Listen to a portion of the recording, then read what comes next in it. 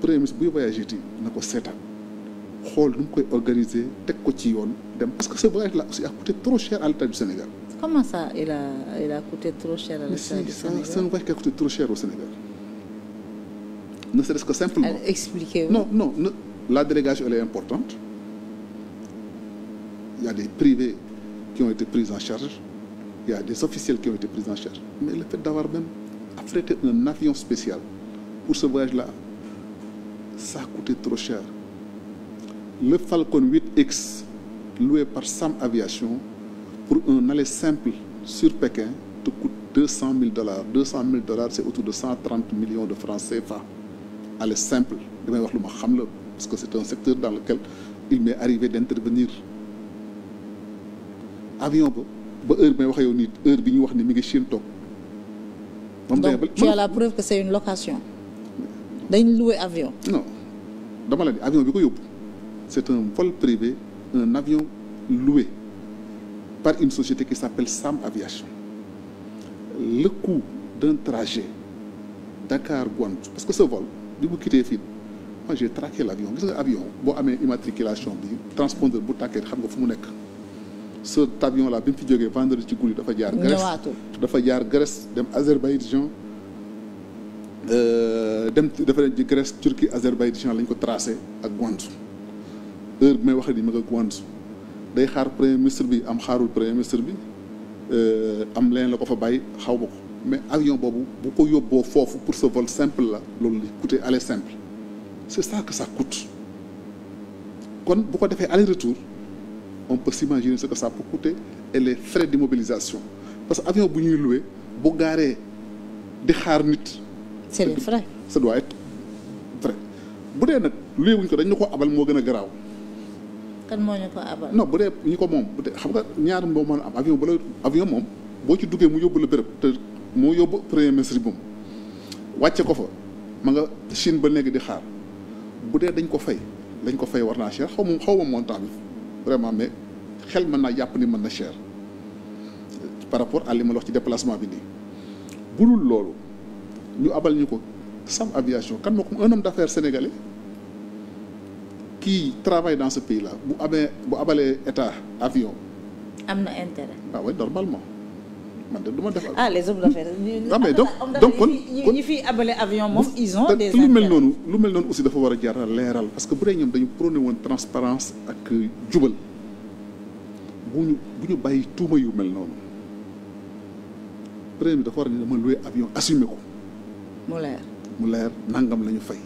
parce que suñu xaalis la du xaalisam bu dee dañ ko abal grave na parce que kon loolu day indi conflit d'intérêt sax c'est gravissime. Ça dépend de ki ko abal. Non ku ko commandé abal di liggéey ak état parce que tey pour dire les choses bëgguma tudd ay tur mais Sam Aviation kat moo ko moom Layus amu fi problème mu renouvellement ciment du Sahel amu fi ay problème fiscalité temps yi ci ginnaaw ak ay problème de douane kon kooku bu la abalee avion en tant que premier ministre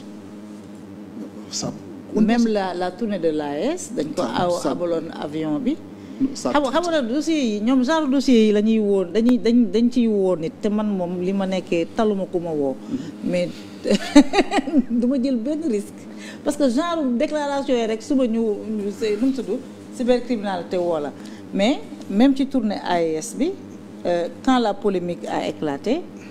on s'est rendu compte que dañ ko abal avion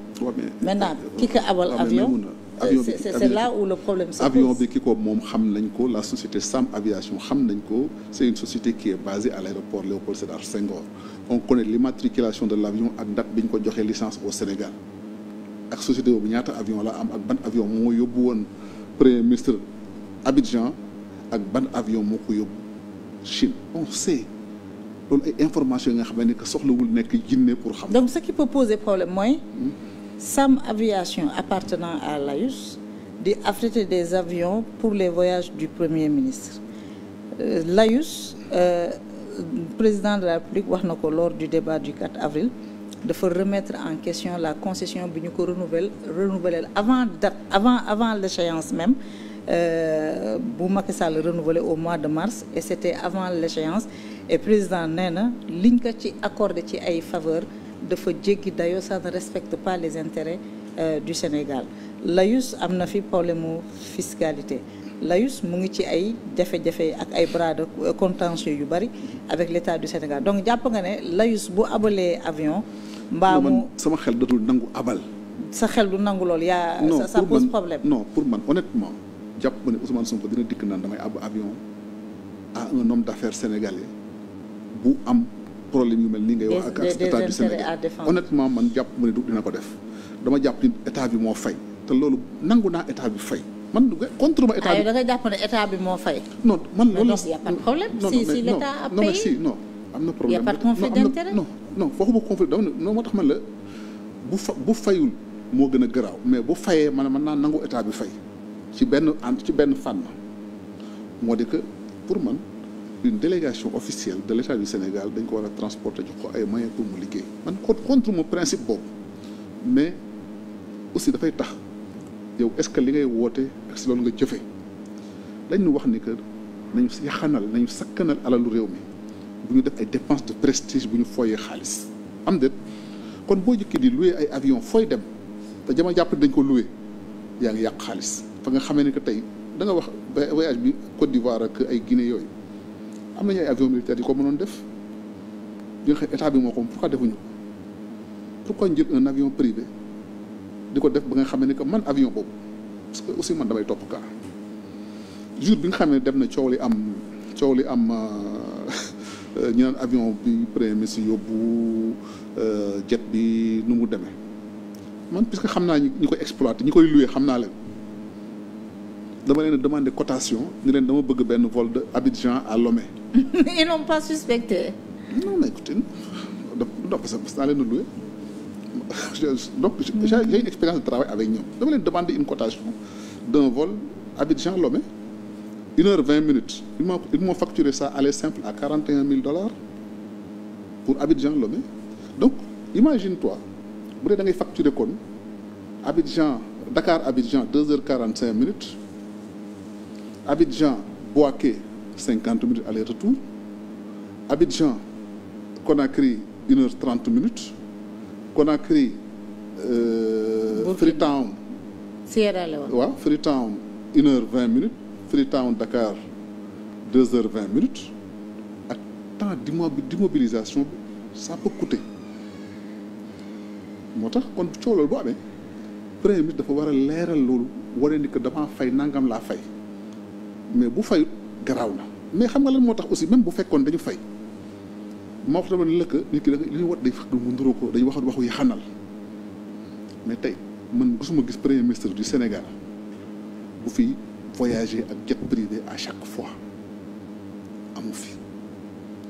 man maa ngi fàttaliku Amadou Ba mas na fi voyager ak jet privé en 2022 dem avion bii ñu premier ministre voyager effectivement la société l'AIUS moo ko loué woon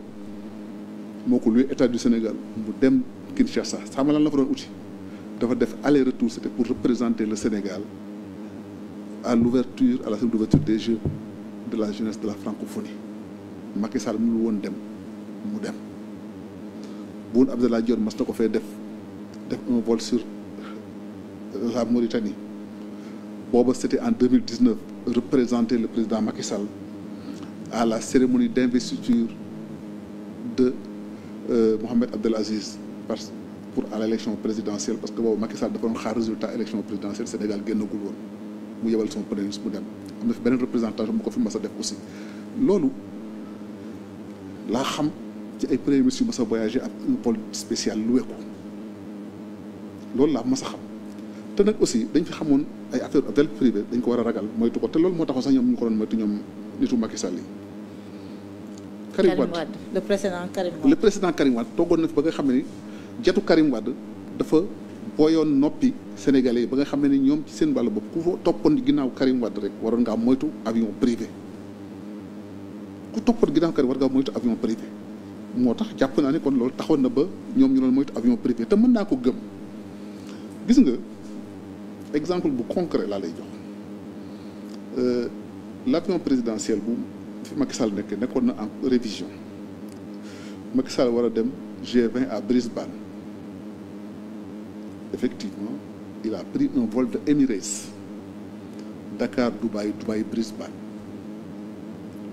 Il a voyagé en première, sa suite a voyagé en business. Ça a coûté moins cher que d'affréter un avion de Dakar à Brisbane. Man gëm naa ni premier ministre Ousmane Sonko su jëloon un vol de Emirates voyager en première classe il en a le droit.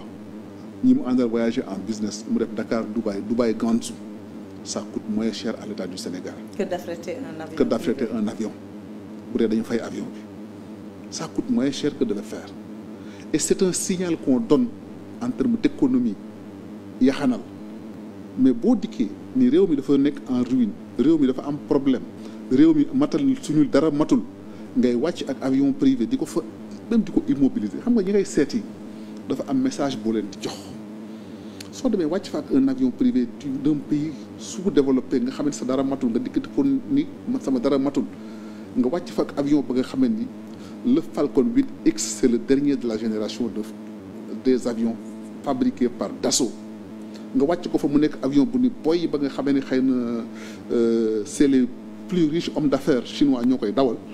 nga gaaree ko fa pendant une semaine quelle que soit condition yoo ko fa inde am na message bu négatif ba nga xam ne yaa ngi koy transmettre chinois yi moo di que ñi seen bakkan la ñu nekk moo tax ma ne c'est une erreur de le faire non seulement ce voyage là donc pour tontu sa question coûté de cher mais c'est une erreur dans la stratégie et dans la façon de faire